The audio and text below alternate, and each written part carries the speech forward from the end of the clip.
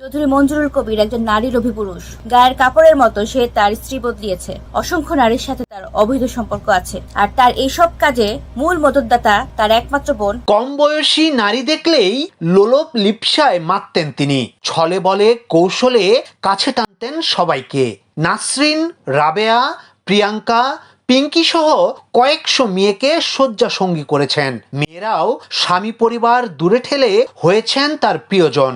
এমনকি আওয়ামী লীগ সরকারের আমলে শত শত কোটি টাকা দুর্নীতি করে পকেট ভারী করেছেন তিনি। বলছি সাতক্ষীরার সাবেক পুলিশ সুপার চৌধুরী মঞ্জুরুল কবিরের কথা। বাইরে সফেদ হলেও তার ভেতরটা যে কতটা নিকষ কালো তা হারে হারে টের পেয়েছেন সাবেক এই পুলিশ সুপারের স্ত্রী নূরজাহান মঞ্জুর। আমি নূরজাহান মঞ্জুর, সাতক্ষীরার সাবেক পুলিশ সুপার চৌধুরী মঞ্জুরুল কবিরের স্ত্রী। আপনারা কম বেশি সবাই আমাকে চেনেন। চৌধুরী মঞ্জুরুল কবির একজন নারী লোভী পুরুষ। গায়ের কাপড়ের মতো সে তার স্ত্রী বদলিয়েছে। এখন পর্যন্ত অসংখ্য নারীর সাথে তার অবৈধ সম্পর্ক আছে। সম্প্রতি আমেরিকা থেকে ফেসবুক লাইভে এসে মঞ্জুরুল কবিরের নামে এইসব তথ্য দিয়েছেন তারই স্ত্রী নূরজাহান মঞ্জুর। তিনি অভিযোগ করেছেন বাইরে ভেতরে পুরোপুরি বিপরীত রূপ মঞ্জুরুল কবিরের। স্বামীর অপকর্মে সহায়তা করতেন তারই বোন যুবলীগ নেত্রী মৌসুমী কবিতা।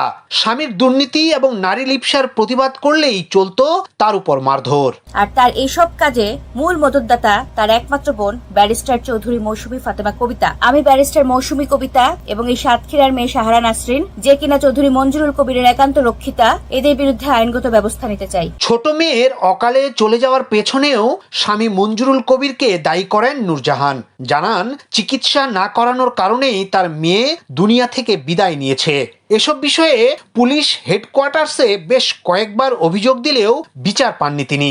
অবশেষে নিজের উপর চলা মারধর সহ্য করতে না পেরে দেশ ছাড়তে বাধ্য হন। আপনারা জানেন, আমার ছোট কন্যার বিনা চিকিৎসায় মৃত্যু, স্বামীর পরকীয়া, তার ও তার পরিবারের সদস্যদের করা অমানবিক অত্যাচারে আমি দেশ ছাড়তে বাধ্য হই। দেশ ছাড়ার আগে এসব কিছু নিয়ে পুলিশ হেডকোয়ার্টারে অভিযোগ করে আসি এবং অভিযোগে সবকিছু সত্য বলে প্রমাণিত হয়েছে, কিন্তু এখনো তার বিরুদ্ধে কোনো অ্যাকশন নেওয়া হয়নি। 2013 সালে সাতক্ষীরা পুলিশ সুপার হিসেবে আসেন চৌধুরী মঞ্জুরুল কবির।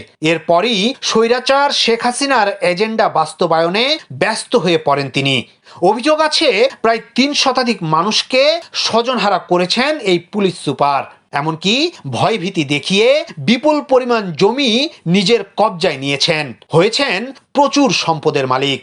এদের আসল চেহারা ফেসবুকে প্রকাশ করে দেওয়া হয়েছে বলে বিভিন্ন ফেক আইডি থেকে আমাকে হুমকি দেওয়া হচ্ছে, আমার পরিচিত এবং আত্মীয় স্বজনদেরকে হুমকি দেওয়া হচ্ছে, আজে বাজে মেসেজ দেওয়া হচ্ছে। যেহেতু এই রক্ষিতা সাহারা নাসরিন সাতক্ষীরার মেয়ে, তাই এই সাতক্ষীরাবাসীর মাধ্যমেই আমি এর সুষ্ঠু সমাধান দাবি করছি। ইয়াসিন আলী, সোনালী নিউজ, ঢাকা।